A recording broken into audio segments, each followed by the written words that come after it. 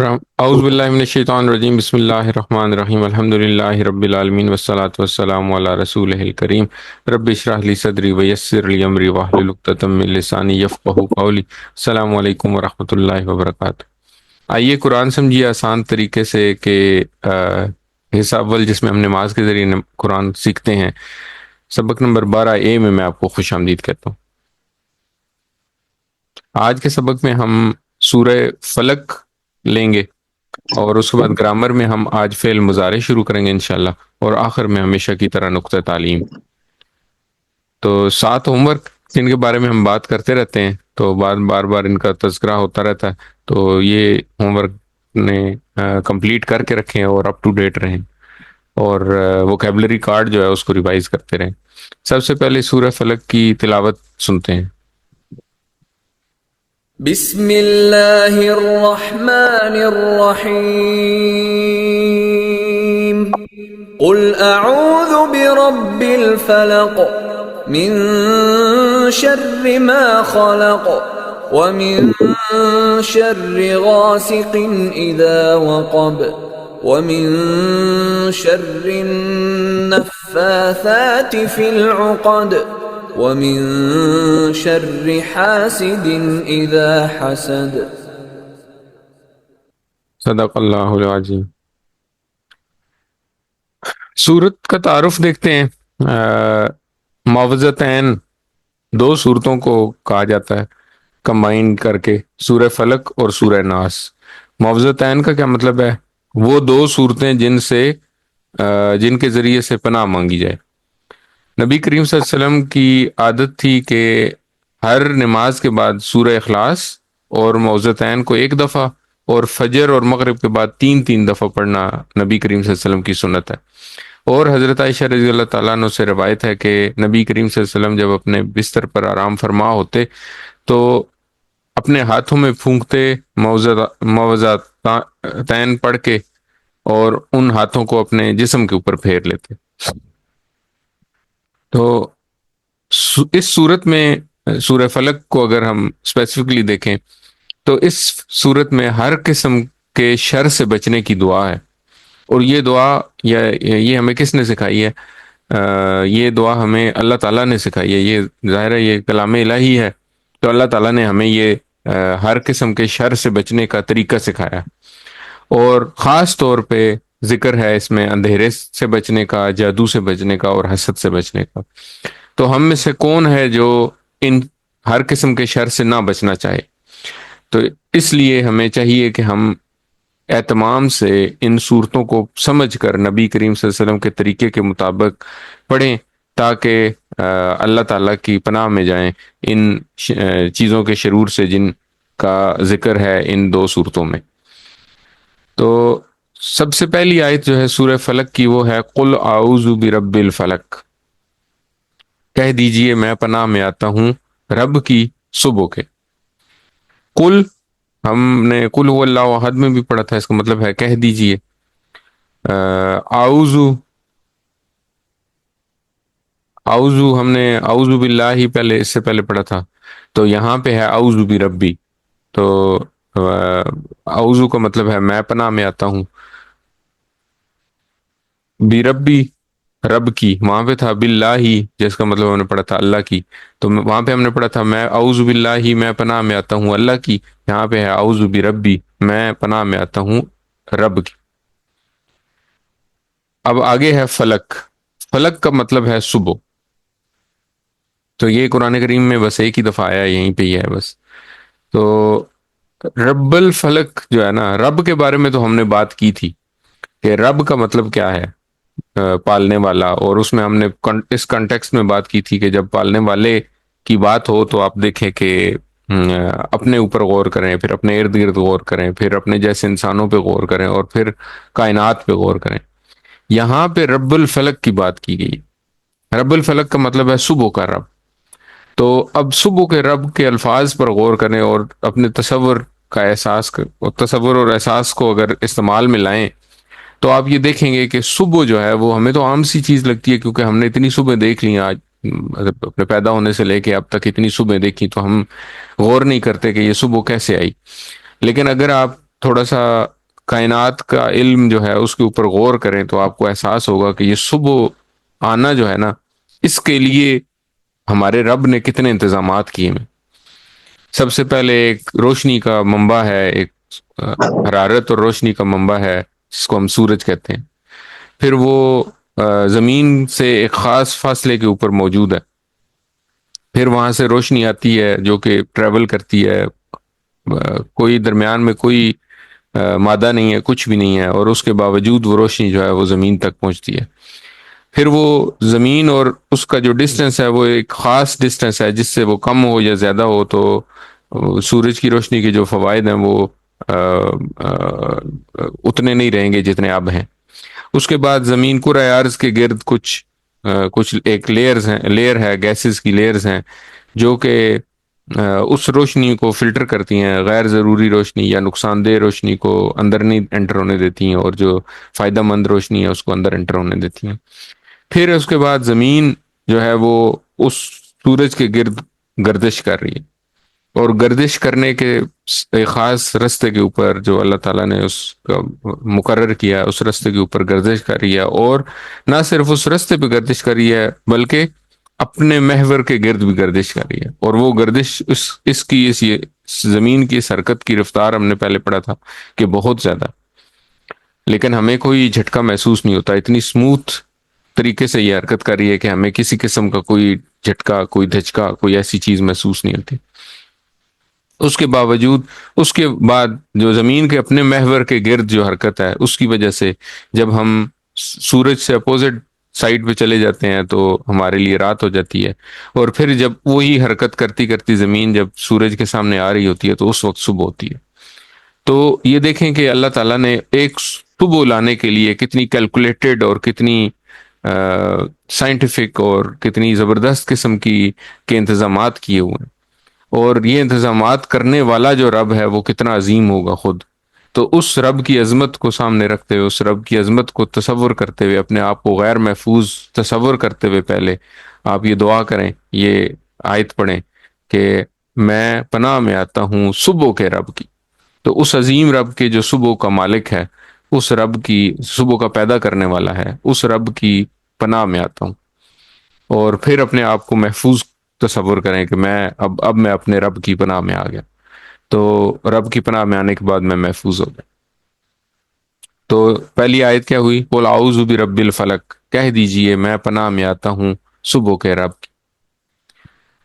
دوسری آیت ہے من شر ما خلق، شر سے ان چیزوں کے جو اس نے پیدا کی۔ من کا مطلب ہے سے، شر اردو میں بھی یہ لفظ استعمال کرتے ہیں ہم، شر کے شر ہی کہتے ہیں اس کو، تو شر سے۔ اچھا، شر جو ہے نا وہ ہم نے من کہاں پڑھا تھا؟ ہم نے پڑھا تھا اعوذ باللہ من الشیطان الرجیم میں من پڑھا تھا، من کا مطلب ہے سے، تو وہاں پہ پڑھا تھا من الشیطان، شیطان سے، یہاں پہ پڑھے ہیں من شر، شر سے۔ اچھا، شر کے دو معنی ہیں، اردو میں بھی یہ شر اسی طرح استعمال ہوتا ہے جیسے، اور بہت سے اسی مادے سے بہت سارے الفاظ نکلتے ہیں، شرارت، شریر، شر پسند، شر انگیز وغیرہ۔ تو شر کے دو معنی ہیں، ایک تکلیف اور ایک برائی۔ اچھا، ماں کے بارے میں بھی ہم نے پڑھا تھا، ماں کا یہاں پہ مطلب آپ دیکھ رہے ہیں جو لیکن ماں کے ہم نے تین معنی پڑھ چکے ہیں ابھی تک۔ تو ماں کا ایک معنی ہم نے پڑھا تھا نہیں، ٹھیک ہے؟ تو عرب ممالک میں جو گئے ہوں یا جو جن کا جانا ہو، وہاں پہ ایک بہت عام لفظ استعمال ہوتا ہے معافی، تو ماں کا مطلب ہے نہیں، اور ہم نے یہ پڑھا تھا کہ معافی کا مطلب ہے اس میں نہیں ہے، یعنی کہ جب آپ کسی سے پوچھتے ہیں کہ آپ کے پاس یہ چیز ہے یا میں یہاں جا سکتا ہوں، تو وہ کہتا ہے معافی، نہیں، اس میں نہیں ہے، اجازت نہیں ہے اس میں، یا اس میں یہ چیز نہیں ہے، یا اس طرح۔ تو ماں کے جو تین معنی ہم نے پڑھے تھے نا، وہ ہیں نہیں، کیا اور جو۔ نہیں کے لیے تو بہت آسان ہے، ہم نے آپ کو یاد ہوگا ہم نے پڑھا تھا کہ ماضی میں جب ہم نے کسی فعل کی نفی کرنی ہوتی ہے، کسی کام کے ہونے کی نہیں کہنا ہوتا ہے کسی کو، تو ہم وہاں پہ ماں استعمال کرتے ہیں۔ جیسے ہم نے پڑھا تھا فعلا، فعلا کا یا جعلا کا ہم نے ٹیبل پڑھا تھا، تو ہم نے کہا تھا حل جعلا کیا اس نے پیدا کیا؟ تو ہم نے کہا تھا ما جعل، اس نے نہیں پیدا کیا، تو وہاں پہ ہم نے نہیں پڑھا تھا اس کا مطلب۔ اس کے علاوہ ہم نے یہ بھی پڑھا تھا کہ ما بالکل انگلش کے ورڈ وٹ کی طرح ہوتا ہے، جس طرح وٹ کہ جب جملے کے شروع میں آتا ہے تو وہ جملے کو کوشچن مارک والا جملہ بنا دیتا ہے، سوالیہ جملہ بنا دیتا ہے۔ فار ایگزامپل ہم کہتے ہیں واٹ از دس، ٹھیک ہے، یہ کیا ہے، تو اسی طرح ماں کا ایک معنی ہے کیا۔ اور پھر جب وٹ جملے کے درمیان میں آتا ہے تو اس کا مطلب ہوتا ہے جو، یعنی کہ ہم کہتے ہیں this is what you have given me, یہ وہ چیز ہے جو تم نے مجھے دی تھی، تو یہاں پہ وٹ کا مطلب کیا نہیں ہے، یہاں پہ وٹ کا مطلب ہے جو۔ تو اسی طرح ماں کا معنی جو ہے وہ کیا اور جو ہے۔ تو یہ تین معنی ہم نے پڑھ لیے، ماں کا ایک معنی ہم نے پڑھا تھا نہیں، اور ایک معنی ہے کیا اور جو، تو اس کو یاد رکھنے کے لیے وٹ کا لفظ یاد رکھیں۔ اور اسی طرح اب یہ اس کی مثالیں دی ہوئی ہیں، ہم نے پڑھا تھا ما فی میں ہم نے پڑھا نہیں ہے، اس میں جب ما آتا ہے کسی جملے کے شروع میں تو اس کا مطلب ہے کیا، ٹھیک ہے، مثال کے طور پہ ما دینو کا، کیا ہے تمہارا دین۔ اور ابھی جو ہم نے پڑھا من شر ما خلق، اس چیز کے شر سے جو اس نے پیدا کی۔ اور ہم نے یہ پڑھا تھا ما خلقا، نہیں پیدا کیا اس نے، تو یہ تو ہم نے افعال میں پڑھا تھا۔ تو فعل ماضی کے ساتھ جب ما آتا ہے تو اس کا مطلب ہے نہیں، اور اس کے علاوہ جب حرف کے ساتھ آتا ہے تو بھی اس کا مطلب ہوتا ہے نہیں، اور جب یہ اسم کے ساتھ آتا ہے جملے کے شروع میں تو اس کا مطلب ہے کیا، اور جب جملے کے درمیان میں تو اس کا مطلب ہے جو۔ اسی طرح من جو ہے، من کے دو معنی ہیں، انگلش ورڈ ہو کی طرح۔ ہو بھی جب جملے کے شروع میں استعمال ہوتا ہے تو اس کا مطلب ہوتا ہے کہ کون، اس کا مطلب ہوتا ہے کون۔ اور اس کی مثال ہم نے پڑھی تھی من ربو کا، تمہارا رب کون ہے۔ اور جب من جملے کے درمیان میں آتا ہے تو جس طرح ہو جملے کے درمیان میں آئے تو اس کا مطلب ہوتا ہے جو، آئی ایم دا ون ہو، جیسے ہو آر یو ہم کہتے ہیں نا، تو آپ کون ہیں، تو جب ہو جملے کے درمیان میں آتا ہے تو اس کی مثال ہے کہ I am the one who met you yesterday, مثال کے طور پہ، تو میں وہ ہوں جو آپ کو کل ملا تھا۔ تو یہاں پہ اب اس کا مطلب جو ہے، تو ہو کا مطلب جو ہے وہ کون ہو سکتا ہے یا جو ہو سکتا ہے، اس کو یاد رکھنے کے لیے من کا مطلب جو ہے وہ کون ہو سکتا ہے یا جو ہو سکتا ہے، اس کو یاد رکھنے کے لیے ہو ورڈ یاد رکھے۔ اور جو کا جو لفظ تھا اس کی مثال ہم نے پڑھی تھی سمی اللہ لمن حمیدہ، سن لیا اللہ نے سن لی اللہ نے اس کی جس نے تعریف کی اس کی، تو یہاں پہ جو من کا مطلب ہے جو یا جس نے۔ اچھا، خالقہ کا مطلب ہے اس نے پیدا کیا، یہ ہم پہلے ہی پڑھ چکے ہیں، ہم نے پڑھا تھا خالقہ، اس نے پیدا کیا۔ تو من شر ما خلق، اس چیز کے شر سے جو اس نے پیدا کی۔ خالقہ ہم نے ویسے تو پورا ٹیبل پڑھا تھا، لیکن اردو میں بھی ہم اور لفظ استعمال کرتے ہیں، خالق، مخلوق، خلق خدا، اور جو ہم نے ماضی میں ظاہر ہے اس کا ٹیبل پڑھ لیا تو ہمیں اس کا مطلب پتا ہے کہ اس کا مطلب ہے اس نے پیدا کیا۔ اچھا، اب دوسری آیت میں، پہلی آیت میں ہم اپنے رب کی پناہ میں آ رہے ہیں، اور دوسری آیت میں ہم یہ کہہ رہے ہیں کہ جو بھی چیز اللہ نے پیدا کیا اس کے شر سے پناہ مانگتے ہیں۔ تو اب آپ دیکھیں کہ ایک طرف خالق ہے جس کی پناہ میں ہم جا رہے ہیں، اور دوسری طرف اس کی ساری مخلوق ہے جو اس نے ہی پیدا کی ہے۔ اب اللہ تعالیٰ نے اپنی مخلوق کو پیدا کیا، مختلف ان کے رسپانسبلٹیز ہیں یا مختلف ان کے رولز ہیں، تو ان میں کچھ اچھے لوگ ہیں، کچھ برے لوگ ہیں، کچھ اچھی مخلوق ہے، کچھ بری مخلوق ہے، کچھ جانور ایسے ہیں جن سے ہم فائدہ اٹھاتے ہیں، اور کچھ جانور ایسے ہیں جو ہمارے لیے نقصان دہ ہیں۔ اسی طرح کچھ پودے ایسے ہیں جو ہمارے لیے فائدہ مند ہیں، پھل دیتے ہیں، ہمیں سبزیاں دیتے ہیں، اناج دیتے ہیں، سایہ دیتے ہیں، ٹھنڈک دیتے ہیں، وغیرہ وغیرہ، اس کے علاوہ ایندھن دیتے ہیں۔ لیکن کچھ پودے ایسے ہیں جو کہ ہمارے لیے نقصان دہ ہیں، وہ زہر آلود ہوتے ہیں، زہر دیتے ہیں، تکلیف دہ ہوتے ہیں، کانٹے ہوتے ہیں ان کے اوپر۔ تو اللہ تعالیٰ نے ہر قسم کی چیز بنائی۔ اب اللہ تعالیٰ کی مخلوق میں اچھی باتیں بھی ہیں، اچھے لوگ بھی ہوتے ہیں جو کہ اچھا سلوک کرتے ہیں ساروں کے ساتھ، اور برے لوگ بھی ہوتے ہیں جو لوگوں کے ساتھ برائی کرتے ہیں، دھوکہ دیتے ہیں، جھوٹ بولتے ہیں۔ تو اللہ تعالیٰ کی اس مخلوق سے جو اللہ تعالیٰ نے پیدا کیا، ان کا جو شر ہے ان کے اندر، اس سارے شر سے ہم اللہ تعالیٰ کی پناہ میں آنے کی بات کریں۔ تو اس تصور اور احساس کے ساتھ پڑھیں کہ ہم کس رب کی جس رب نے ساری چیزوں کو، صبح کا رب ہے اور اس نے ساری چیزوں کو پیدا کیا، اور انہی ساری چیزوں کو جن کو اللہ تعالیٰ نے پیدا کیا انہی کے اندر اچھائی بھی ہے اور برائی بھی ہے، انہی کے اندر بھلائی بھی ہے اور شر بھی ہے۔ تو اس شر سے جو کوئی ان کے اندر اللہ تعالیٰ نے رکھ دیا ہے، تو ان سے ہم اللہ تعالیٰ کی ہی پناہ میں آتے ہیں، کیونکہ اللہ تعالیٰ کے سوا کوئی بندہ، ہمیں کوئی بھی ہستی جو ہے وہ ہمیں اس ان چیزوں کے، اس کی مخلوق کے شر سے بچا نہیں سکتی۔ تو اس تصور اور احساس کے ساتھ پڑھیں، قل اعوذ برب الفلق من شر ما خلق۔ اگلی آیت ہے جی، ومن شر غاسق اذا وقب، اور شر سے اندھیرے کے جب چھا جائے۔ اچھا، اب ایک طرف تو ہم نے بات کر لی کہ ہم نے نا پورے جتنی بھی مخلوق اللہ تعالیٰ کی، اس ساری مخلوق کے شر سے ہم اللہ کی پناہ میں آتے ہیں۔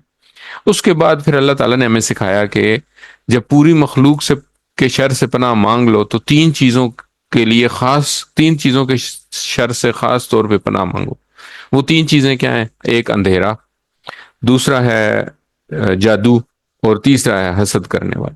یہ کیوں تین چیزیں کہی گئی، اس کے بارے میں مختلف اقوال ہیں، لیکن جو عام طور پہ سمجھ میں آتی ہے بات وہ یہ کہ یہ تینوں چیزیں جو ہے نا، یہ نظر نہیں آتی ہیں۔ اندھیرا جب ہو جاتا ہے، جب چھا جاتا ہے اندھیرا، تو اس وقت بھی آپ کو نظر نہیں آتا کہ ارد گرد کیا ہے۔ جادو کرنے والا بھی آپ سے چھپ کے جادو کرتا ہے، آپ کے اوپر جب جادو کرتا ہے یا کوئی بھی عمل کرتا ہے، کچھ بھی کرتا ہے، تو وہ سامنے نہیں آتا۔ اور اسی طرح حسد کرنے والا بھی جب حسد کرتا ہے تو وہ بھی آپ کو بتا کے نہیں حسد کرتا، یعنی کہ آپ کو پتہ نہیں ہوتا کہ یہ میرے سے حسد کر رہا ہے یا میرا برا چاہ رہا ہے یا کچھ بھی ہے۔ تو اب اس کے ورڈ بائی ورڈ لیتے ہیں، تو وہ من شر، تو یہ تو ہم پہلے ہی پڑھ چکے، من شر ما خلق میں ہم نے پڑھا تھا، وہ من شر، اور شر سے۔ غاسقن کا مطلب ہے اندھیرا، تو فلک کا مطلب ہے صبح اور غاسق کا مطلب ہے اندھیرا۔ اذا، جب۔ اب از اور اذا یہ دو الفاظ ہیں جو کہ قرآن کریم میں تقریباً 700 دفعہ آئے ہیں، اور ان کا مطلب ہے جب، تو یہ بڑے امپورٹنٹ ورڈ۔ اچھا، وقب کا مطلب ہے وہ چھا گیا، وقبہ وہ چھا گیا، جیسے ہم نے پڑھا تھا فعلا، ٹھیک ہے، اس نے کیا، یا فتح اس نے کھولا، اسی طرح وقبہ وہ چھا گیا۔ تو وقبہ کے ساتھ جب اذا یا از آ جاتا ہے، جب بھی اذا کسی بھی ماضی کے لفظ سے پہلے آ جائے تو اس کا مطلب جو ہے وہ چینج کر کے مضارع والا مطلب کر دیتا۔ تو جب چھا جائے، جب، اب اصل میں واقعہ کا مطلب تھا وہ چھا گیا، لیکن جب اذا کے ساتھ آیا تو جب چھا جائے، ٹھیک ہے۔ یہ اس کی ایک اور مثال ہے، جا، ہم پڑھیں گے سورہ نصر میں، تو جا کا مطلب ہے وہ آیا، لیکن سورہ نصر میں ہے اذا جا، جب آ جائے، تو یہ اس کی ایک اور مثال ہے۔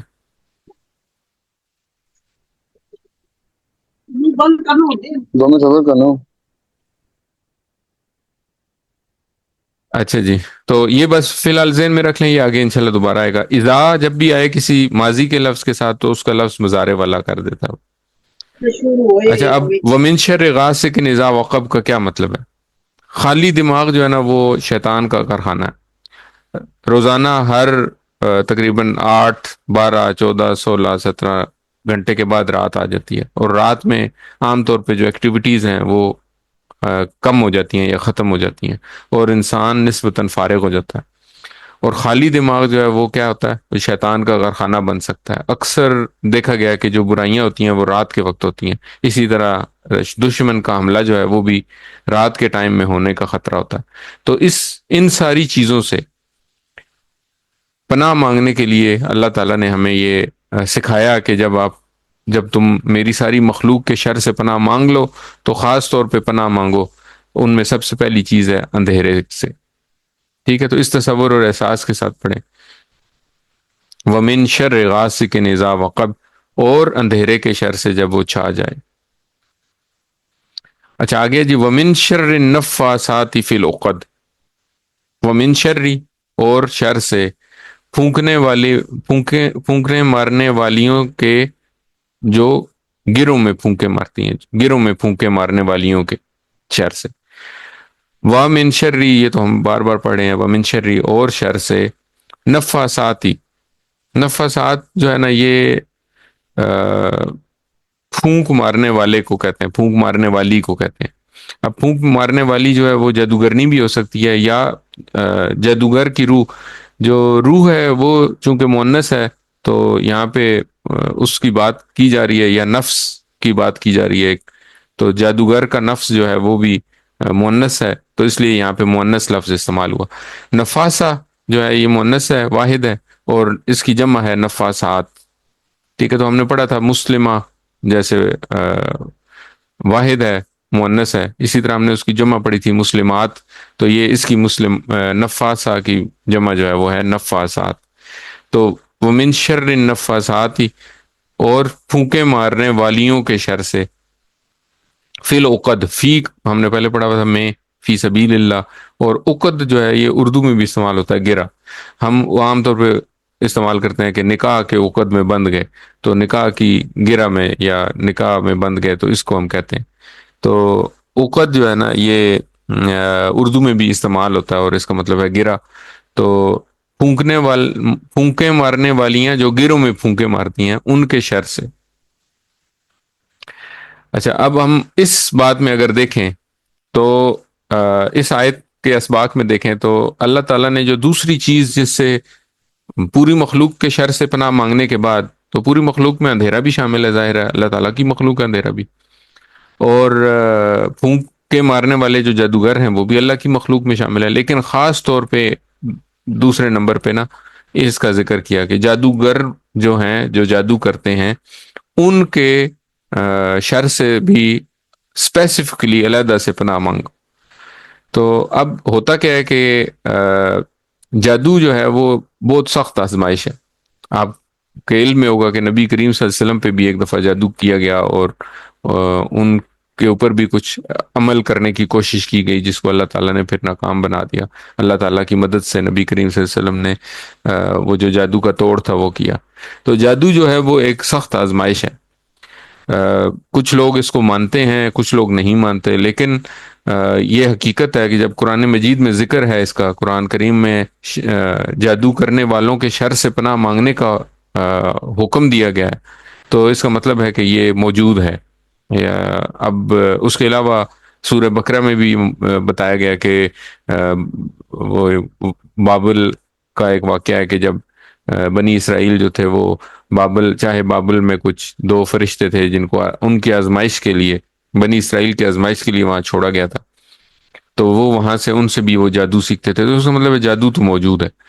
اب جادو کیا کرتا ہے، وہ انسان کے اوپر کچھ اس طرح کا افیکٹ کرتا ہے کہ انسان کو سمجھ نہیں آتی کہ میرے ساتھ کیا ہو رہا ہے، اور پھر اس جادو کے توڑ کے لیے یا وہ ایسے ایسے اسباب ڈھونڈتا ہے کہ جس کی وجہ سے اس کا عقیدہ خراب ہوتا ہے، وہ اس کے علاج کے لیے غلط کام کرتا ہے۔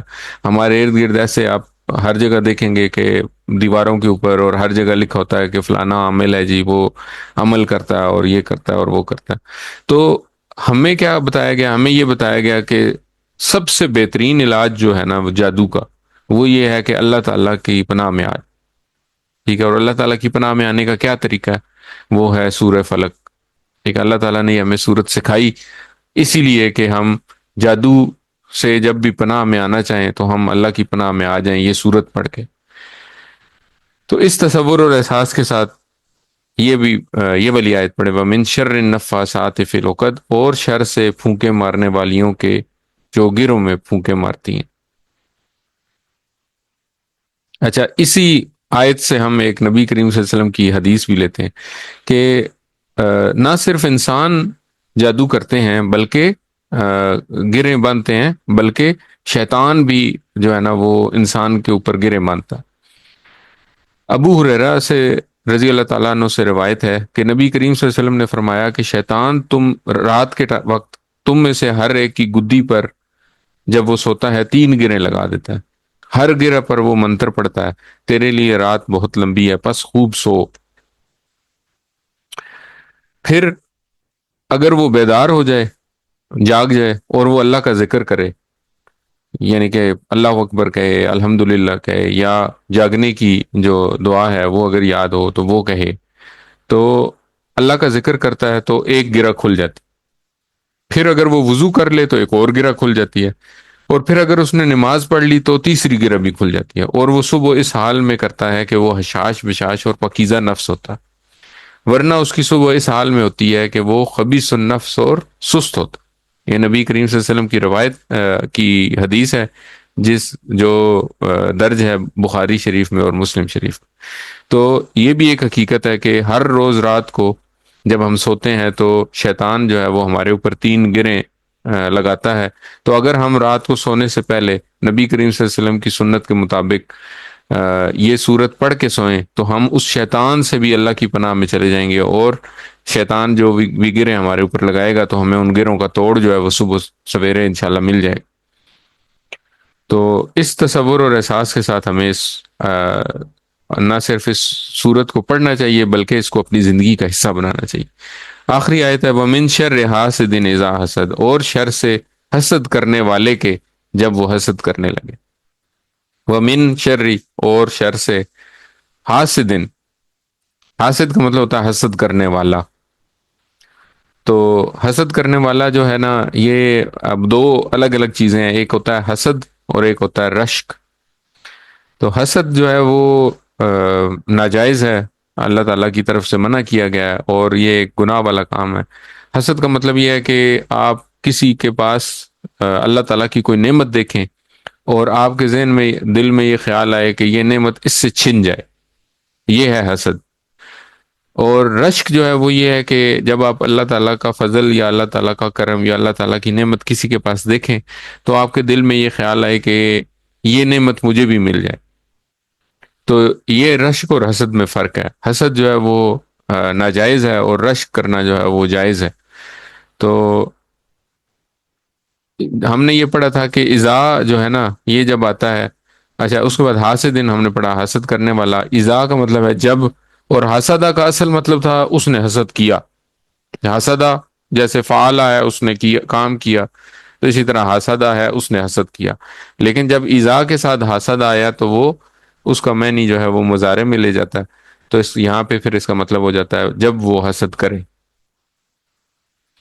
تو اس طرح ومن شر حاسدن، اور شر سے حسد کرنے والے کے، اذا حسدہ جب وہ حسد کرے۔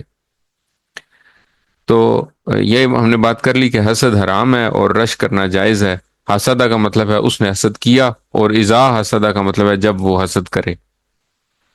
اچھا، عام طور پہ حسد جو ہے نا وہ برابر کے لوگوں میں ہی ہوتا ہے، یعنی کہ کوئی جو کسی ادارہ، کوئی ادارہ ہے، اگر اس میں کوئی سٹاف ہے، کلرک ہے کوئی، تو کلرک کسی کلرک سے ہی حسد کرے گا، وہ اپنے افسر سے حسد نہیں کرے گا۔ تو عام طور پہ اپنے ساتھی جو ہے نا وہی ارد گرد جو موجود ہوتے ہیں وہ حسد کرتے ہیں۔ تو دیکھنے میں کئی دفعہ آپ کو وہ ساتھی لگ رہے ہوتے ہیں آپ کے ساتھ، ان کا بیہیویئر جو ہے وہ ایسا نہیں ہوتا کہ آپ کے وہ دشمن ہے، لیکن وہ حسد کر رہے ہوتے ہیں۔ تو اس طرح یہ جو تیسری چیز ہے حسد کرنے والا، یہ بھی عام طور پہ سامنے نہیں ہوتا، آپ کے علم میں نہیں ہوتا کہ یہ بندہ جو ہے یہ آپ سے حسد کر رہا۔ تو اللہ تعالیٰ نے جو تین چیزیں اپنی پوری مخلوق کے شر سے پناہ مانگنے کے بعد جن تین چیزوں سے اسپیسیفکلی پناہ مانگنے کا ذکر کیا اس صورت میں، وہ ہے اندھیرا، جادوگر اور حسد کرنے والا۔ اور کیوں کیا ہے؟ کیونکہ یہ تینوں جو ہیں یہ چھپ کے آپ کے اوپر حملہ کرتے ہیں، یہ چھپ کے ان کا جو بھی شر یا برائی یا تکلیف ان کی طرف سے جو بھی آتی ہے وہ یہ سامنے نہیں ہوتے اور اس کے بعد یہ آتی۔ ٹھیک ہو گیا۔ سورت کو زندگی میں کس طرح لا سکتے ہیں یہ ہم نے پہلے بات کی۔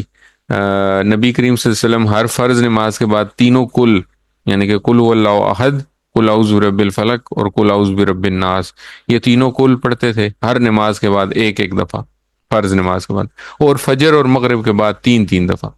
تو آئیے ہم بھی اپنے نبی کریم صلی اللہ علیہ وسلم کی اسوہ پر عمل کرتے ہوئے اس سورت کو اور سورہ فلق اور سورہ کل کو، سورہ ناس اور سورہ کل، کل واللہ احد، سورہ اخلاص کو اپنی زندگی کا حصہ بنائیں۔ اللہ کا دیا ہوا فارمولہ استعمال کریں۔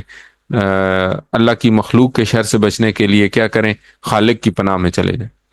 اگر ہم کریں گے تو ہمارا ہی فائدہ ہے، اور اگر ہم نہیں کریں گے تو ہمارا ہی نقصان ہے۔ اچھا، پھر اس کے علاوہ اور کیا طریقہ ہے سورت کو زندگی میں لانا؟ یہ تو اپنی زندگی میں لانا ہے، پھر یہ ہے کہ جب ہم اگر نبی کریم صلی اللہ علیہ وسلم کی اسوا جو ہمارے لیے نمونہ ہے جس کے اوپر ہم نے عمل کرنا ہے، تو اس میں اگر ہم دیکھیں تو نبی کریم صلی اللہ علیہ وسلم صحابہ کرام کو نماز اور قرآن ہی نہیں سکھاتے رہتے تھے، بلکہ وہ ان کو پریکٹیکل بھی سکھاتے تھے. پھر دوسرے لوگوں تک میسج پہنچانا جو ہے نا، یہ بہت بڑی ڈیوٹی تھی صحابہ کرام کی. تو نبی کریم صلی اللہ علیہ وسلم صحابہ کرام نبی کریم صلی اللہ علیہ وسلم نے خود بھی تبلیغ کی، اور پھر صحابہ کرام کو ٹرین کیا، اور صحابہ کرام کے ذریعے بھی تبلیغ کرائی. اور آج اگر اسلام ہمارے تک پہنچا ہوا ہے تو اس وجہ سے یہ کیونکہ وہ تبلیغ کی انہوں نے. تو اگر وہ اپنی نماز اور اپنی دنیا میں مصروف رہتے تو کیا قرآن اور اسلام ہم تک پہنچ سکتا؟ یہ ہو ہی نہیں سکتا تھا. ان کا یہ کام، ان کا یہ منصب بھی نہیں تھا کہ وہ صرف یہ کام کرتے. تو بربادی کے لیے یہی کافی ہے کہ اچھے لوگ صرف عمل کرتے رہیں اور کچھ نہ کریں. اسی لیے اللہ تعالیٰ کے رسول صلی اللہ علیہ وسلم نے فرمایا کہ اگر تم کسی برائی کو یا دیکھو تو اپنے ہاتھ سے بدلو، اگر ہاتھ سے نہیں بدل سکتے تو زبان سے بدلو، اور سب سے جو کمزور درجہ ایمان کا وہ یہ ہے کہ دل میں اس کو برا جانو. تو اگر ہم صرف اپنے دل میں اپنی ساری باتیں یا جو اچھی باتیں ہم سیکھ رہے ہیں یا جو بری باتوں سے ہم بچنے کی باتیں سیکھ رہے ہیں وہ اپنے ہی دل میں رکھیں تو اور کسی اور تک نہیں پہنچائیں، تو یہ ہم سب ایمان کے سب سے نچلے درجے میں ہیں. اور اگر ہم دل سے بھی اس کو برا نہ سمجھیں یا دل میں بھی یہ باتیں نہ جانیں تو اس سے نیچے تو نبی کریم صلی اللہ علیہ وسلم کے فرمان کے مطابق ایمان ہے ہی نہیں.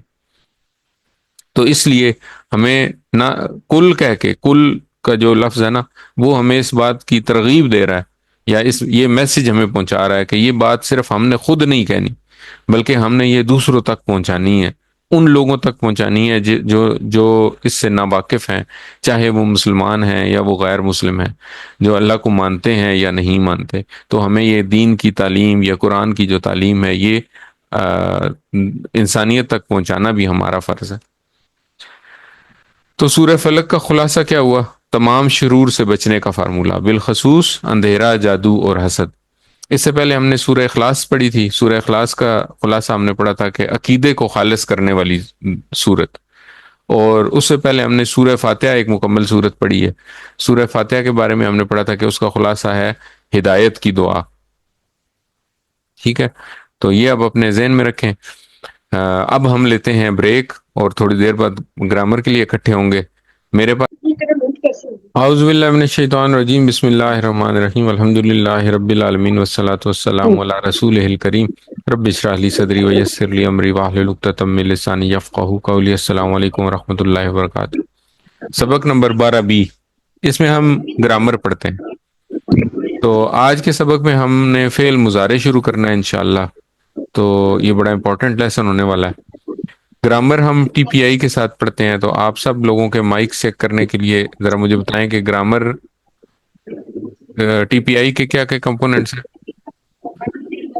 سنیے، سنیے، دیکھیے، دیکھیے، سوچیے، سوچیے، بولیے، بولیے، بتائیں، بتائیں، دل سے کیجیے، دل سے مل کیجیے، مل کر کیجیے. کیجیے. زبردست، چھا گئی آپ. اچھا جی، ریویژن تو بہت دفعہ ہم پڑھ چکے ہیں. کلمے کی 3 قسمیں، اسم، فعل، حرف.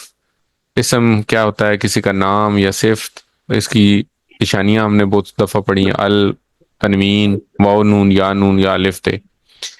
پھر ہم نے حرف پڑھا کہ اسم اور فعل کو آپس میں ملاتے ہیں، اور ہم نے کچھ حروف پڑھے، کچھ ہم نے نماز میں سیکھے، کچھ ہم نے حروف جو ہیں ان کے ٹیبلز پڑھے، اور آخر میں ہم نے پڑھے فعل. فعل کے میں ہم نے یہ دیکھا تھا کہ فعل میں 5 چیزیں جو ہے نا وہ ایک حرف کے اندر بتائی جاتی ہیں، اور ایک اشارے کے ساتھ اس کو ڈینوٹ کرتے ہیں. ایک ہی اشارہ ہوتا ہے، ایک لفظ ہوتا ہے، اور وہ 5 چیزیں کیا کیا ہے؟ کوئی بتا سکتا ہے؟ کام کا کرنا، کام کا کرنا، اور کام کس زمانے میں ہو رہا ہے، زمانہ کس پر ہو رہا ہے، نہیں، کون کر رہا ہے، کس پر نہیں، کون کر رہا ہے، کس پر نہیں ہے اس کے رہا اندر. ہے، اچھا کون کر رہا ہے، ہوں اور کرنے والے کی تعداد یعنی کہ واحد ہے یا جمع ہے، وہاں واحد ہے، جمع ہے یا مؤنث ہے اور مذکر ہے مذکر ہے۔ مؤنث ہے، یہ 5 چیزیں اس کے اندر ہوتی ہیں۔ تو ہم نے کیا پڑھا تھا، اس کے بعد ہم نے فعل کے بارے میں، اچھا یہ تو آ گیا اسم اور حرف کی تھوڑی سی، تو یہ سب کچھ تو ہم ریوائز بھی کر چکے ہیں۔ تو ہم نے پڑھا تھا ربہ، ربہم، ربک، ربی، ربکم، ربنا، ربہا۔ پھر ہم نے حرف پڑھے، حرف میں ہم نے اس طرح پڑھا کچھ ان ہو، انہم، ان کا، انی، انکم، انا اور انہا، ٹھیک ہے۔ فعل میں ہم نے یہ پڑھا کہ عام طور پہ 99% افعال جو ہے نا عربی میں وہ 3 حروف سے بنتے ہیں۔ تو مثال ہم نے پڑھی تھی فعلہ، فتح، نصر، ضربہ، اور اس میں جو فعلہ ہے اس کو ہم نے سانچے کے طور پہ لیا تھا کہ یہ ہمارا بیسک پیٹرن ہوگا۔ تو پہلا لفظ جو ہے اس کو ہم فا کلمہ کہیں گے، دوسرے کو عین کلمہ کہیں گے، تیسرے کو لام کلمہ کہیں گے۔ پھر ہم نے پڑھا تھا کہ 3 قسم کے فعل ہوتے ہیں، فعل ماضی، فعل مضارع اور فعل امر۔ فعل ماضی وہ ہے جو ہو چکا، اور یہ ہم نے ڈیٹیل میں پڑھ لیا تو یہ ماضی ہو گیا اب ہمارے لیے یہ۔ تو مضارع وہ ہے جو اب ہو رہا ہے، تو اب جو ہم پڑھ رہے ہیں یہ اب مضارع پڑھیں گے۔ تو ہو رہا ہے یا ہوگا، تو اس میں جب ہم پڑھیں گے تو یہ بڑی امپورٹنٹ بات ہے کہ اس کے 2 معنی ہو سکتے ہیں۔ اس کے معنی مطلب ہم جب فعلہ کا ماضی پڑھیں گے، مضارع پڑھیں گے، تو اس کا مطلب یہ نہیں ہوگا کہ اس نے وہ کرتا ہے، اس کا معنی ہوگا وہ کرتا ہے یا وہ کرے گا، دونوں معنی ہو سکتے ہیں۔ تو اس میں حال اور مستقبل دونوں شامل ہوتے ہیں۔ تو یہ پھر آپ کنٹیکسٹ میں جا کے دیکھتے ہیں کنٹیکسٹ میں کس چیز کی بات ہو رہی ہے، تو وہ پھر آپ اس کے حساب سے ٹرانسلیشن میں وہ چیز انکلوڈ کرتے ہیں۔ اور آخر میں فعل امر ہے جو پھر اب ہم آگے جا کے انشاءاللہ پڑھیں گے۔ فعل ماضی کے ٹیبل ہم نے کیسے پڑھے تھے؟ ہم نے پڑھا تھا فعلا اس نے کیا، فعلو ان سب نے کیا، فعلتا آپ نے کیا، فعلتو میں نے کیا، فعلتم آپ سب نے کیا، فعلنا ہم سب نے کیا۔ اچھا، اشارے جو تھے نا ماضی کے وہ تقریباً اسی طرح تھے جس طرح ہم نے شروع میں اسم کے ٹائم پہ سیکھے تھے۔ ہم نے اسم کے ٹائم پہ بھی سیکھے تھے ہو، ہم، کا، کی، کم، نا، کا، جی، کم، نا۔ اسی طرح ہم نے پڑھا تھا ہوا، ہم، انتا، انا، انتم، نحنو۔ تو یہ اشارے اور فعلا، فعلو، فعلتا، فعلتو، فعلتم، فعلنا، یہ اشارے سیم ہیں، لیکن مضارع میں ہمارے جو اشارے ہیں نا وہ تھوڑے سے تبدیل ہوں گے۔ تو ماضی میں جب ہم ماضی کے اشارے کرتے ہیں یا اسم کے اشارے کرتے ہیں تو ہم کندھے کے لیول پہ اشارے کرتے ہیں، ٹھیک ہے؟ یہ اگر آپ دیکھیں تو ہم تقریباً کندھے کے لیول پہ اشارہ کر رہے ہوتے ہیں۔ تو ہم کہتے ہیں فعلا، فعلو، فعلتا، فعلتو، فعلتم، فعلنا، ٹھیک ہے؟ مضارع میں جو ڈفرینسیشن پیدا کرنے کے لیے سیم اشارے ہوں گے۔ مثال کے طور پہ ہم کہیں گے کہ وہ کرتا ہے، تو اشارہ ہم لیکن کریں گے آنکھ کے لیول پہ، ٹھیک ہے، آئیز کے لیول پہ، تو اشارہ تھوڑا سا اونچا ہوگا۔ ہم کہیں گے وہ کرتا ہے، وہ کرتے ہیں، آپ کرتے ہیں، میں کرتا ہوں، آپ سب کرتے ہیں، ہم سب کرتے ہیں، ٹھیک ہے؟ تو اشارے یہاں سے یہاں پہ چلے جائیں گے، یہ صرف ڈفرینسیشن پیدا کرنے کے لیے تاکہ مضارع میں اور ماضی میں ڈفرینس کریٹ کیے جا سکے۔ اچھا، ہم نے یہ بھی پڑھا تھا خیرن اور خیرن، ہم نے پڑھا تھا کہ ڈبل پیش ہو تو یہ کرنے والا ہوگا اور ڈبل زبر ہو تو اس کے اوپر کام کیا جا رہا ہوگا۔ اس طرح ہم نے پڑھا تھا الفعل خیرن، تو اس کا جواب ہم نے پڑھا تھا نام فعل خیرن۔ اس میں جو امپورٹنٹ بات ہے وہ یہ ہے کہ فعل کا جواب فعل سے، فعلو کا جواب فعلو سے، فعلتا کا جواب فعلتو سے، فعلتم کا جواب فعلنا سے، یہ امپورٹنٹ بات تھی۔ اچھا، اب ہم مضارع سیکھیں گے۔ مضارع جو ہے وہ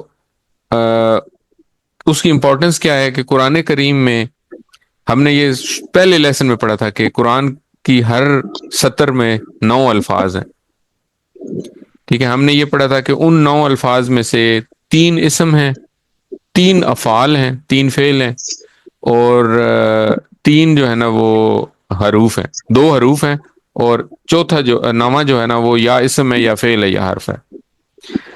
تو یہ جو 3 ہم نے افعال پڑھے، ان افعال میں سے ایک فعل جو ہے وہ فعل ماضی کا ہوتا ہے عام طور پہ، ٹھیک ہے؟ ایک فعل مضارع ہوتا ہے۔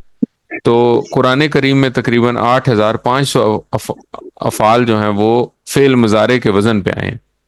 جیسے ہم نے پڑھا تھا کہ 9000 کے قریب افعال جو ہیں وہ فعل ماضی کے وزن کے اوپر آئے ہیں، یعنی کہ ہر سطر میں ایک لفظ، اسی طرح آن ایوریج ہر سطر میں ایک لفظ جو ہے نا وہ مضارع کا بھی آیا۔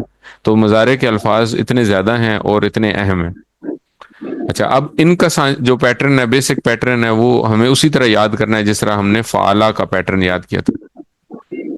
تو ہم نے کیا یاد کیا تھا؟ پہلے ہم نے یاد کیا تھا فعلا، فعلو، فالتا، فالتو، فالتم، فالنا. اب ہم یاد کریں گے یفعلو، وہ کرتا ہے یا وہ کرے گا. یفعلون، وہ سب کرتے ہیں یا وہ سب کریں گے. تفعلو، آپ کرتے ہیں یا آپ کریں گے. افعلو، میں کرتا ہوں یا میں کروں گا.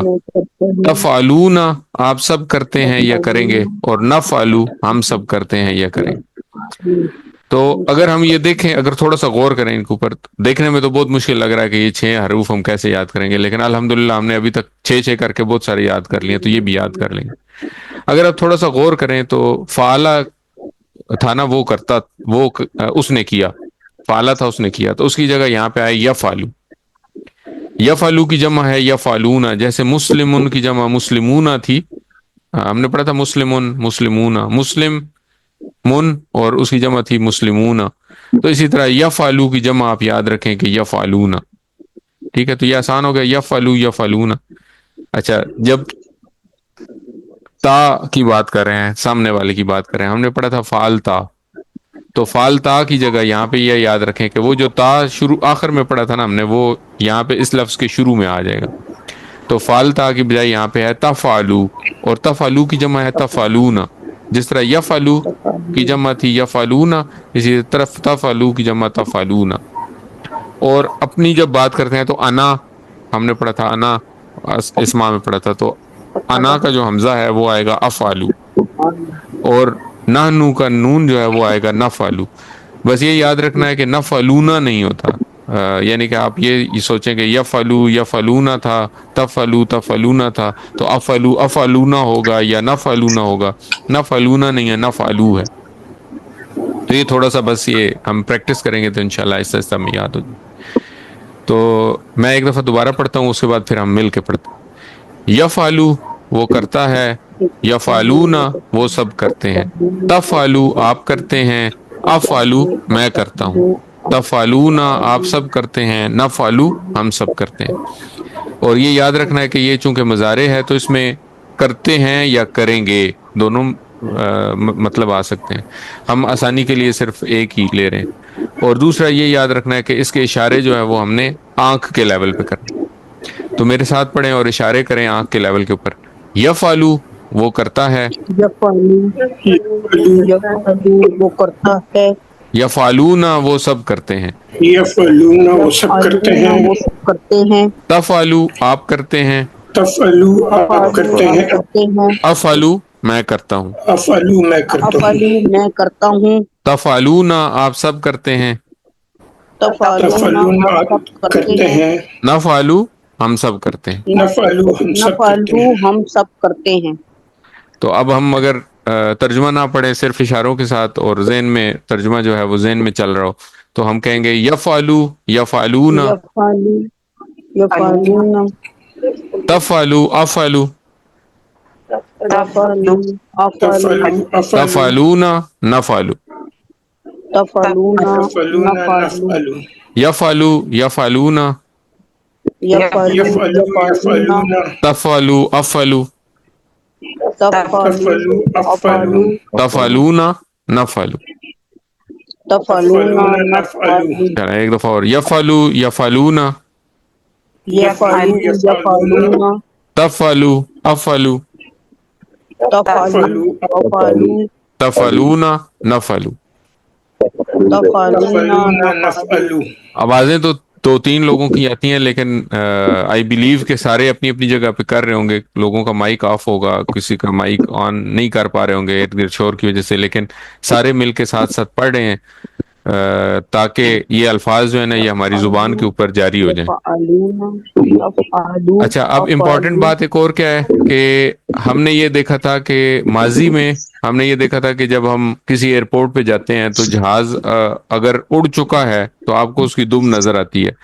تو پچھلا حصہ نظر آنے کا مطلب یہ ہے کہ ماضی میں جو اس کو یاد رکھنے کے لیے ہم نے کہا تھا کہ ماضی میں جب افعال لفظ ہیں، فعال مین مادہ کے الفاظ ہیں، تو آخر میں تبدیلیاں آئیں گی.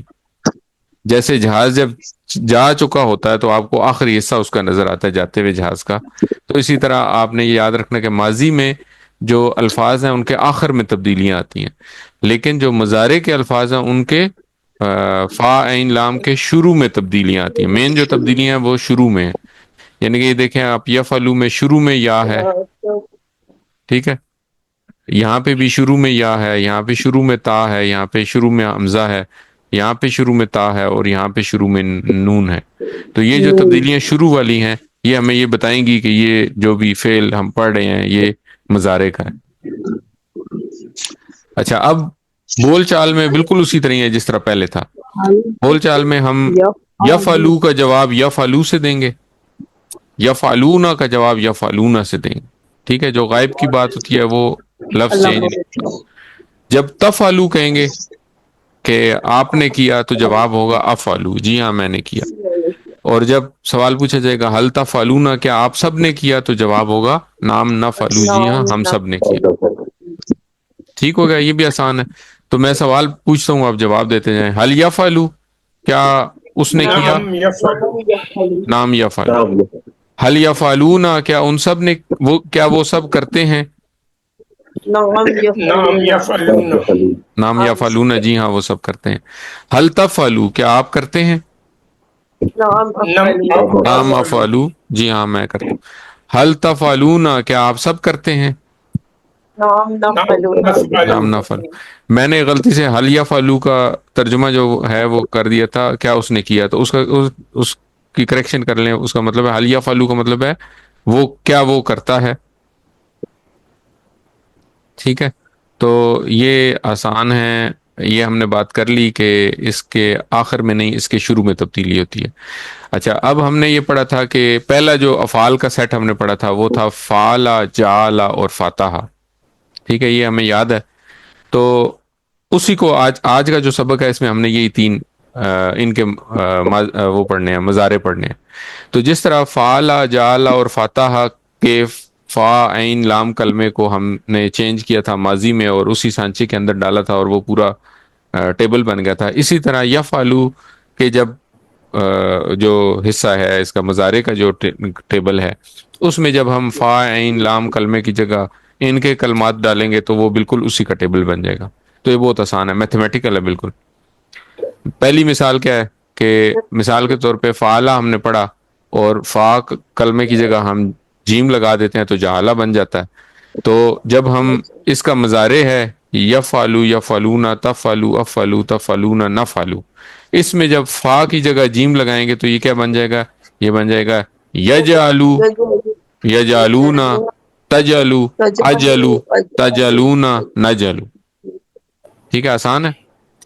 یجعلو وہ بناتا ہے، تو یہاں پہ جعلا کا ہم نے پڑھا تھا نا، اس نے بنایا، تو یجعلو وہ بناتا ہے، یجعلون وہ سب بناتے ہیں، وہ سب تجلو بناتے ہیں.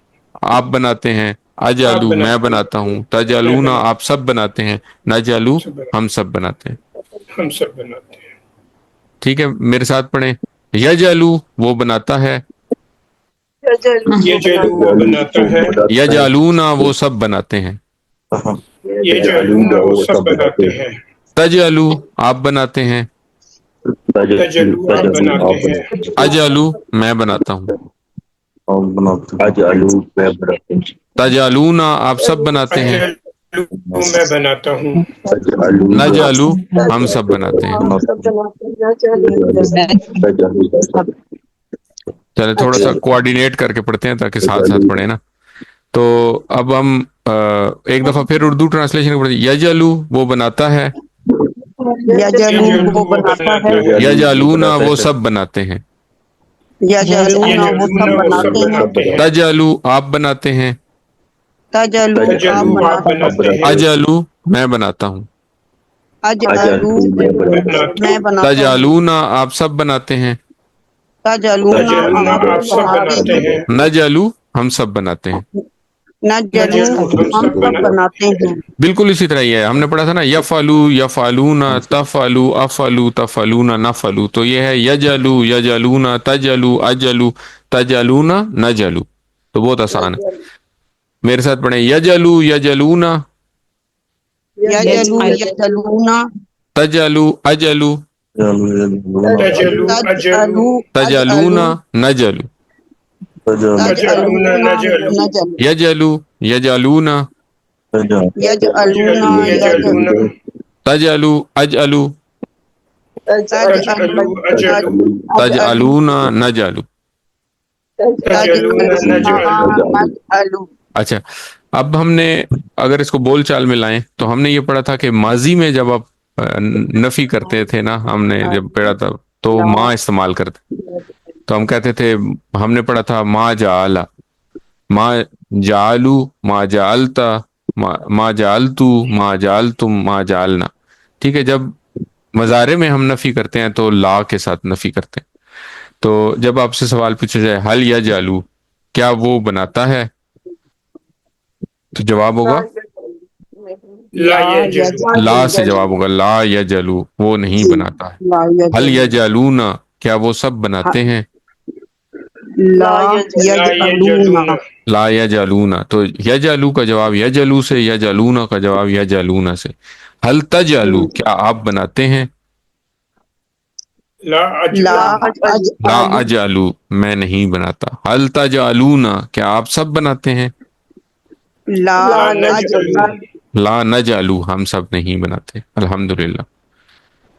अच्छा, आखिरी जो है ये आपका होमवर्क है, लेकिन ये हम पढ़ लेते हैं। तो फातहा को जब बनाएंगे, इसमें डालेंगे तो बनेगा यफ्ताहू, वो खोलता है, यफ्ताहूना, वो सब खोलते हैं। तफ्ताहू, आप खोलते हैं। अफ्ताहू, मैं खोलता हूँ। तफ्ताहूना, आप सब खोलते हैं।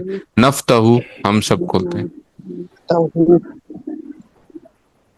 ठीक है, तो यफ्ताहू वो जी। खोलता है, यफ्तहू वो खोलता है, यफ्ताहूना वो सब खोलते हैं। यफ्तहून यफ्तहून वो वो सब सब खोलता खोलते हैं। है, तफ्ताहू आप खोलते हैं।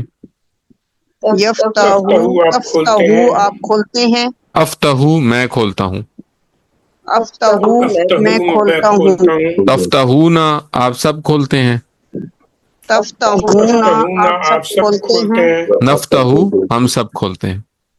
नफ्तहू तफ्ताहू हम हम सब सब खोलते खोलते हैं। हैं, तर्जुमे के बगैर अगर पढ़ेंगे तो ऐसे होगा यफ्ताहू यफ्ताहूना, यफ्तहू यफ्तहू यफ्तहूना, यफ्तहूना, तफ्ताहू अफ्ताहू, तफ्तहू अफ्तहू अफ्तहू, नफ्ताहू तफ्ताहूना नफ्ताहू।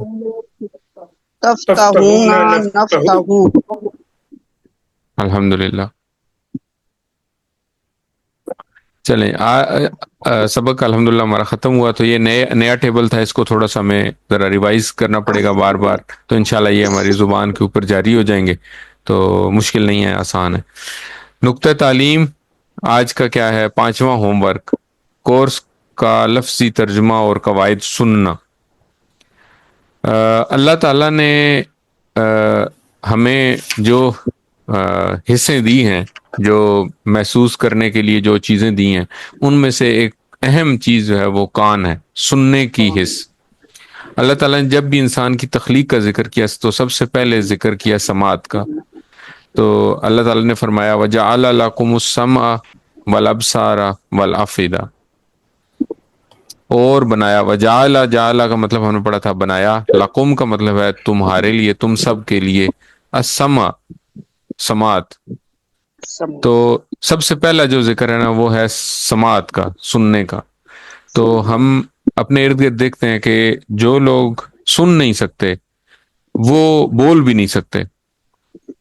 तो अगर कोई बंदा यानी कि बच्चा जब सुनता है कोई भी अपने इर्द गिर्द जो भी उसके लैंग्वेज बोली जाती है, जो भी उसके पेरेंट्स लैंग्वेज बोलते हैं, तो बच्चा वो सुनता है, उसको रिकॉर्ड करता है और वो खुद उसको बोलने की कोशिश करता है। इसी तरह अंधा जो है वो ब्रेल के जरिए या किसी तरीके से पढ़ सकता है, पढ़ने की कोशिश कर सकता है। और वो आलम या स्कॉलर भी होते हैं। सऊदी अरब के बहुत बड़े बड़े स्कॉलर्स हैं जो कि बीनाई की नेमत से महरूम थे। उसके अलावा दुनिया में भी बहुत बड़े बड़े स्कॉलर्स हैं, आलम हैं जो कि बीनाई के बगैर थे, यानी कि बीनाई की नेमत उनको नहीं मिली हुई थी, लेकिन उन्होंने इल्म हासिल किया। लेकिन आपने कभी नहीं सुना होगा कि कोई बहरा है और वो आलम है। क्यों? कि वो एक मीडियम آف کمیونیکیشن جو ہے اس سے محروم ہے. وہ سن نہیں سکتا تو وہ بولے گا کیسے؟ اس کو آپ کوئی انسٹرکشن پہنچا ہی نہیں سکتے, آپ کوئی اسے بتا نہیں سکتے کہ یہ کام اس طرح کرنا ہے. تو کچھ بیسک جو اشارے ہیں ان کے ذریعے آپ کچھ بیسک چیزیں ان کو کمیونیکیٹ کر سکتے ہیں, لیکن علم جو ہے وہ ان تک پہنچانا بڑا مشکل ہے. اسی طرح آپ آواز کے ساتھ ریڈیو سن سکتے ہیں جس میں تصویر نہیں آتی, اور وہ بالکل بہترین آپ کو اپنا مطلب فراہم کرے گا. لیکن اگر اسکرین میں نظر آ رہا ہو اور آواز بند ہو تو آپ کو کوئی سمجھ نہیں آئے گی کہ یہ کیا میسج کمیونیکیٹ کیا جا رہا ہے. تو کان کی نعمت جو ہے وہ اللہ تعالیٰ کی طرف سے ایک عظیم الشان نعمت ہے. اچھا, جو ہم زندگی میں جو چیزیں زیادہ سنتے ہیں وہی ہمیں یاد رہیں گی, اور کیا مرتے وقت بھی ہمیں وہی یاد آئیں گی, اور وہی چیزیں جو ہیں وہ ہمارے ذہن میں نقش ہو جائیں گی. اگر ہم اللہ کا کلام اس نعمت کے ذریعے ہم اللہ کا کلام سیکھنے کی کوشش کریں گے تو انشاءاللہ یہی آخری وقت میں اور آخری وقت میں بھی یہ ہمارے ساتھ موجود ہوگی. اور یہی ہے ہمارا 5واں ہوم ورک, وہ یہ ہے کہ اس کورس کا لفظی ترجمہ سننا اور لفظی ترجمہ اور قواعد کو سننا. اس کے لیے اس کی ریکارڈنگ اپلوڈ کی جاتی ہے, یوٹیوب کے اوپر ریکارڈنگ اپلوڈ کی جاتی ہے, وہاں سے آپ سن سکتے ہیں. اپنی گاڑی میں سفر کے دوران آپ اس ریکارڈنگ کو ڈاؤن لوڈ کر کے وہاں پہ راستے میں سن سکتے ہیں. ورنہ ایک سب سے آسان جو طریقہ ہے اور سب سے جو موسٹ افیکٹو طریقہ ہے وہ یہ کہ آپ اس کورس کو اپنی آواز میں اپنے موبائل میں ریکارڈ کریں اور خود ہی بار بار سنیں. تو اس کا کیا فائدہ ہوگا؟ اس کا فائدہ یہ ہوگا کہ آپ اپنی آواز میں جب سنیں گے تو آپ کو اپنی آواز جو ہے وہ یاد بھی رہے گی, اپنی بتائی ہوئی باتیں آپ کو یاد رہیں گی. الحمدللہ سبق نمبر 12 کے اختتام پر ہمارے سیکھے گئے الفاظ کی تعداد 144 ہو گئی ہے, جو قرآن کریم میں 31,638 بار آئے ہیں. یاد رکھیے قرآن کریم میں 4,500 الفاظ ہیں جو تقریباً 78,000 بار آئے ہیں. 7 ہوم ورک یاد رکھنے ہیں, 2 تلاوت کے, 2 پڑھنے کے, 2 سننے کے, اور 1 نماز میں مختلف صورتوں کی تلاوت کا. یاد رکھیے آپ منتخب ہیں, اللہ تعالیٰ نے قرآن سیکھنے کے لیے آپ کا انتخاب کیا. اس انتخاب کو نظر انداز مت کریں, اپنے لیے دعا کریں, رب زدنی علما, اے اللہ میرے علم میں اضافہ فرما. اور اپنے ساتھیوں کے لیے, اے اللہ قرآن کی کلاس میں قرآن سیکھنے میں ہماری مدد فرما. ووکیبلری کارڈ کو اپنے ساتھ رکھیں, اس میں سبق نمبر 1 سے لے کے آج ہم نے سبق نمبر 12 پڑھا, تو 1 سے لے کے 12 تک جتنے ووکیبلری ہے اس کو ریوائز کرتے رہیں اور ٹیچر بنیے. آپ نے جو کچھ اس سبق میں سیکھا وہ آسان ہے. ابھی آپ کو نئے الفاظ لگ رہے ہیں, ہو سکتا ہے تھوڑی سی مشکل لگ رہی ہو, لیکن آپ اس کو تھوڑا سا ریوائز کریں گے, تھوڑا سا ریپیٹ کریں گے کل کے دن میں. کل پھر ہم مزید افعال اسی پیٹرن پہ سیکھیں گے, اور اس کے بعد 4-5 دن آپ انہی الفاظ کی پریکٹس کرتے رہیں گے تو یہ الفاظ آپ کو یاد ہو جائیں گے. جب آپ قرآن پڑھیں کھولیں تو اس میں ڈھونڈیں کہ یہ اس پیٹرن کے الفاظ جو آج ہم نے پڑھے ہیں وہ آپ کو نظر آئیں گے وہاں پہ. تو وہ جب نظر آئیں تو ان کو نشان لگائیں, گروپ کے اوپر شیئر کریں تاکہ دوسرے بھی لوگ بھی موٹیویٹ ہوں. تو اس کے علاوہ اپنے ارد گرد جو لوگ ہیں ان کو سکھائیے. سکھانے کا اور شیئر کرنے کا, چیزیں شیئر کرنے کا سب سے بڑا فائدہ آپ کو خود ہوگا. آپ کو خود محسوس ہوگا کہ آپ کی لرننگ جو ہے وہ امپروو ہو گئی ہے. تو آخر میں انشاءاللہ کورس کا ٹیچر بننے کے لیے ٹریننگ چاہیے ہوگی تو وہ بھی ملے گی. تو آپ بھی اس سفر کو جوائن کر سکتے ہیں, آپ بھی لوگوں تک یہ بات, یہ میسج, یہ پیغام پہنچا سکتے ہیں.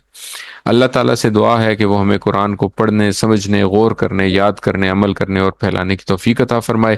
سبحانک اللہم و بحمدک, سبحانک اللہ و بحمدہ, نشہد ان لا الہ الا انت, نستغفرک و نتوب الیک. السلام علیکم ورحمۃ اللہ وبرکاتہ.